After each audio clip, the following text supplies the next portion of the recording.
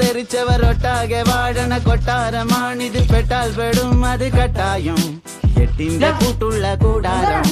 തരരരരത്തേ മടിയുടെ മലയോരത്ത് ധ്യാനിച്ചിരിക്കുന്ന സന്യാസി, ചുമ്മാതിരിപ്പിന്റെ അഭ്യാസി, ചോരത്തിളപ്പുള്ള തോന്യാസി.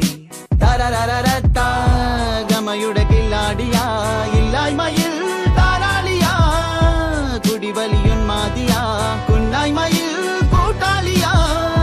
ഭാവികളില്ലാത്തൊരീ ഭൂതങ്ങളായി വാഴുന്നിതാ.